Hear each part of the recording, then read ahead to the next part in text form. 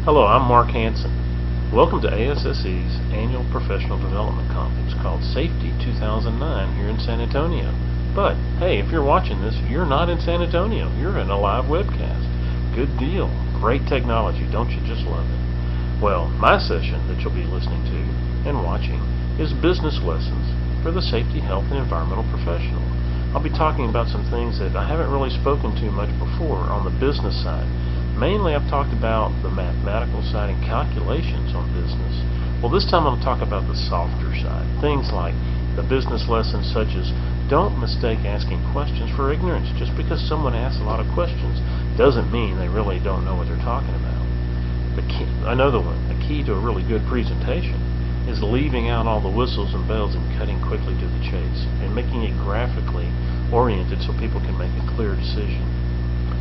And one that's even a little bit tougher is sometimes you need a really strong self-image in order to manage a weak boss, and I'm sure some of us had some of those in our past.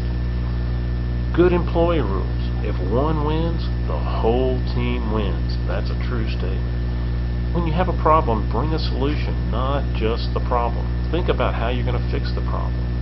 Also, you have to demonstrate from a business side your commitment to profits. Things like don't over or under delegate. Every cost is up for grabs when you're up for bidding, and cut costs first, ask questions later, and let the chips fall where they may. Lastly, let's talk about employees. That can be a tough one. We all have employees sometimes that report to us, and we have to deal with those issues. Well, sometimes you have to worry about how do you set salaries based on experience and so forth, and in degrees. How do you motivate employees? Well, it is a motivator for employees.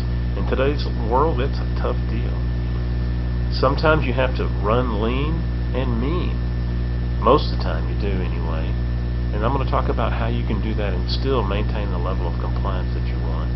And then the one that's a real biggie is closing the outside contractor loop. Sometimes we really rely too much on outside contractors.